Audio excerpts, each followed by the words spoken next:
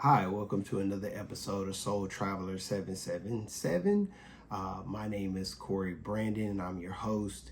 And today, I wanted to kind of touch on something that's a little bit, how should I say, it has more to do with how you're aligning yourself to prepare yourself for the out of body experience.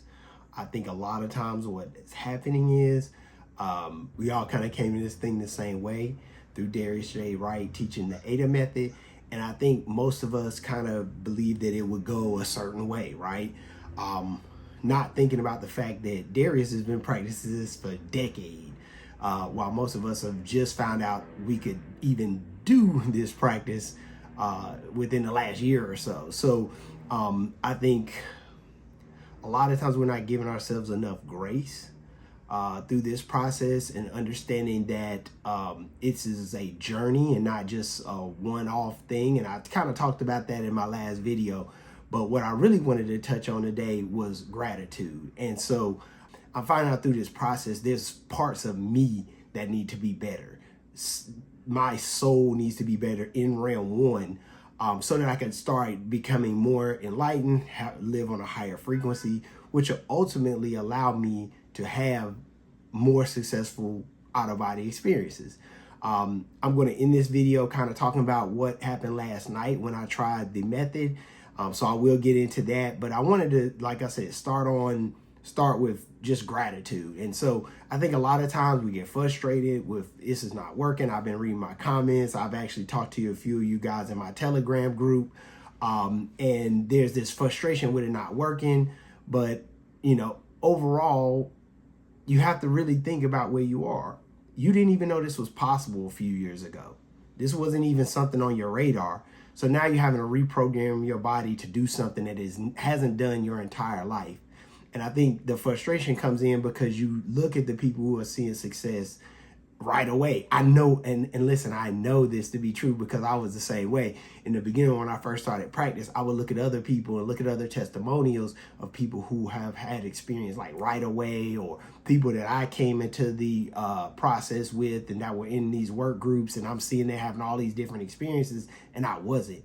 And there was this sense of jealousy kind of building up. And I had to check myself. So I had to check myself and say, hey, this is not about competing with other people. This is a one-man race.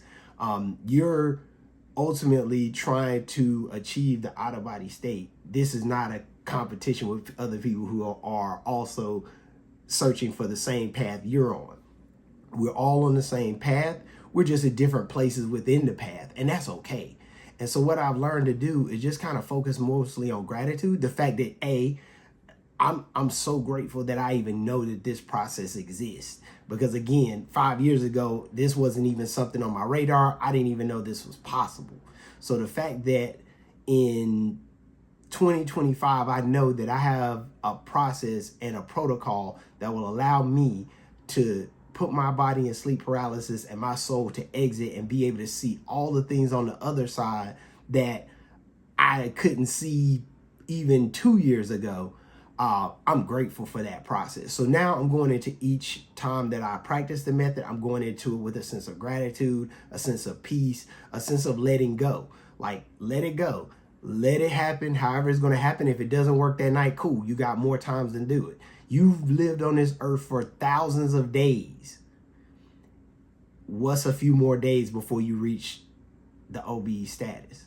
That's the way I rationalize it in my mind, and that's giving me so much peace. And so the next step for me was, like I said, to build a foundation of gratitude. So being thankful that I even know the method, being thankful for my experiences, whether they were big experiences, small experiences. I know people who've had way larger experiences than I've had. But at the end of the day, these experiences are what for me for right now. So as I grow in my practice and make this part of my practice, my experiences will grow. And I'm not in a race with anyone else. I'm not competing with anyone else. They say comparison is the thief of joy. So I don't compare myself to anyone else. I don't compare myself to people who have been doing it for years or people who've doing it months and have seen better results. I just stop comparing myself. So I'm in my own race. I'm practicing the method as it was taught to me. I'm even finding out pieces that I can do better that weren't even taught in the method, things that I'm catching on to. For example, for me, sleep deprivation works. So I try multiple times a night to the point where I'm so tired. Now I'm already in that mode between half awake, half sleep. And I've been able to kind of have more success in coming out of my body. And I just figured that out maybe not too long ago. So from here, I want to get into what I experienced last night. So I want to first say, again, I'm not comparing different experiences. Some experiences I have been longer, more detailed. Some have been short. Last night was a short. Most people would consider it a failure. I didn't, because I was able to have a certain level of experience through the AYDA method. So last night I said, hey, I'm going to practice the method. I'm going to do it on my couch. I knew I was going to do that. I told my wife, hey, I'm sleeping on the couch tonight. I'm going to go try to travel. So I'd already put myself in gear for the method. To get started, I took a bath. I listened to a 15-minute meditation on like a 15-minute meditation to bring about peace and calm. And I'll share that meditation in the comments. So I'll share that meditation. If you want to use it, it's great. But it's a real calming meditation. It's 15 minutes while I was in the bathtub, just to calm myself, calm my body, calm my mind, all of that. So I did that first. Then I went to the couch and I started the AYDA method. So just as it always is, it starts off, you just laying there, you're being still. And then you start feeling the sensations. So tingling, the floatiness, and the whole time I'm setting my intention on where I want to go. And last night I set my intention to go to visit the soul records. So where you go to visit the record of your soul, the past lives you live, even future lives that you may live, you get to see it all, because you got to remember, on the other side, there's no past, present, and future. All things are happening at once. So I set my intention to go to the soul records, and something, I didn't get there, but I saw it. So as I'm sitting there, as I'm laying there practicing the method, it's kind of like a portal opens up. So it's dark, and then you kind of start seeing this light come in. And from that light, I'm able to see some white steps going up like this. And I'm looking up, and there's this it's a big white building on each side. It's like a space you can walk through. And I'm looking at it, and I'm like, oh shoot, that's got to be the soul records. And so I'm getting excited. And then the portal closed. And it closed, and I didn't get to go into it, but it closed. And I'm back in my body, and I'm waking up, and I'm like, oh shoot, what was that? Like, oh, okay, I think that I was on my way. So then what I decided to do last night and going forward is, any nights I'm gonna practice, that's gonna be a whole night of practice, because sleep deprivation is what helps me achieve the OBE status. So it's going to be a night where I'm going to try multiple times until I get to a point where I'm so tired, I'm in that level between half sleep and half awake. And then that's where I'm able to see the most success.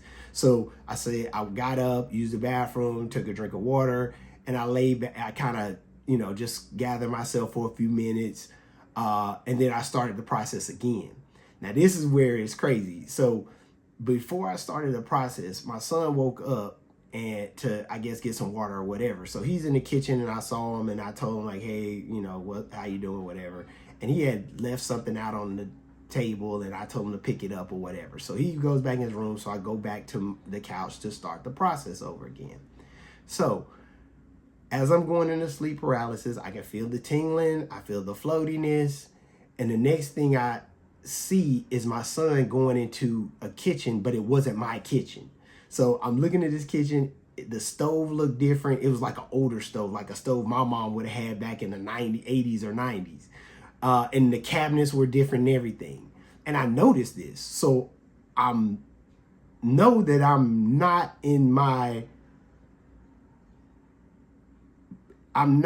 normal state, because I noticed that things are different. But he's sitting in the kitchen, standing at the microwave. And the microwave, if you're looking at my kitchen from outside the kitchen, the microwave is on the left side, and this time it was on the right side. And so he was at the kitchen and near the microwave.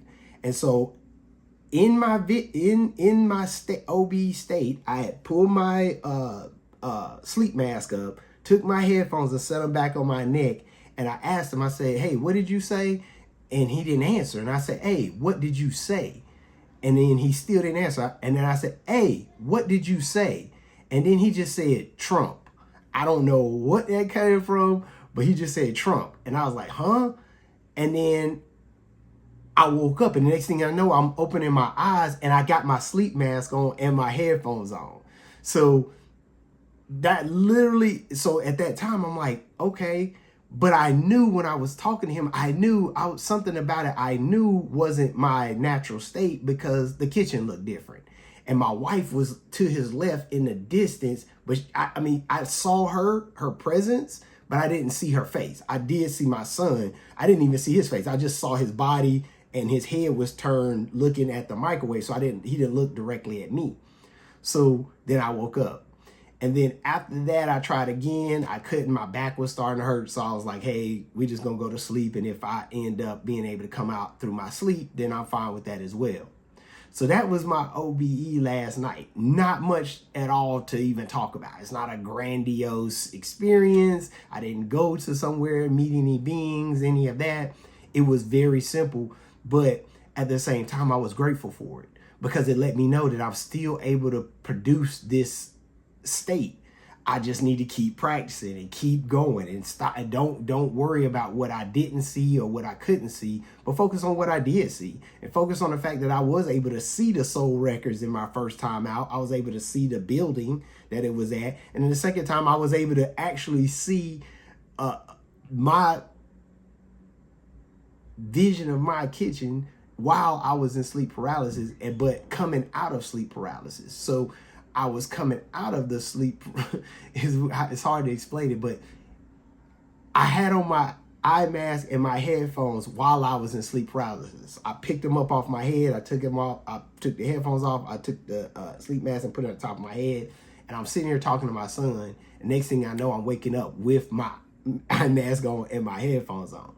And so it was a super weird experience last night. It wasn't, like I said, it wasn't grandiose, but I've learned to have gratitude for even the smallest experience, because at the end of the day, I could be having no experience at all. So in the end, the most important thing you can do is just have the gratitude. You've learned the method, you're starting to practice. Sometimes it's going to give you a big, huge out-of-body experience. Sometimes it may be something small and something you may even feel is insignificant. So the main thing to remember is we're in a realm one consciousness. And I like to think of it that way. Now, obviously, our divine consciousness is bigger than all of this, right? But when we come here to realm one, we have a level of consciousness, but it's limited because it's limited by the fact that we're in realm one, first of all, by the distortions in realm one, by our own physical limitations. We only have 5 senses that we can work with. So again, our consciousness is super limited. So what I've realized is that there's a realm one consciousness, and then there's a divine consciousness that is outside of realm one. So understanding that, I stopped getting so frustrated. I understand that in order to break through from realm one consciousness to that divine consciousness, it takes practice, and you just got to keep working at it. And there's nothing else and I'll just be honest with you. I'm not some guru on OBEs. I'm not a guru on it. I'm not somebody who knows everything about OBEs. I've had all the great experiences in the world. I haven't had, and I also am not in a position where I haven't had any. So at the end of the day, I'm not focusing on what I'm not experiencing. I'm focused on what I am experiencing, right? And so because I'm doing that, it's giving me that opportunity to have that gratitude and be at peace with and knowing that comparison is the thief of joy. So I don't compare anything that I'm doing with what anyone else is doing, and neither should you. Run your own race, keep working, keep following those tips, stay consistent in your practice, and eventually you will have that experience. And once you do, then you'll open up this floodgates where you can have more experiences, and some will be small and some will be large, some will be insignificant to your realm one consciousness. It may be insignificant, but to your divine consciousness, it's it means everything, right? So going forward, I'm going to be posting my experiences, whether big or small, whether it was something that I thought was significant or whether I thought it was something that was insignificant. I'm going to post these experiences, and some of these videos will be smaller videos. They might even be 5 minutes because I didn't have much of an experience. And some of them will be longer experiences where, it'll maybe 20 minutes long. So again, going forward, like I said, guys, keep practicing, keep focusing on the day-to-day things that you can do to increase your chances. Please watch the video where I have 7 tips that can help out. But other than that, keep practicing, keep reaching, keep searching. Peace and blessings.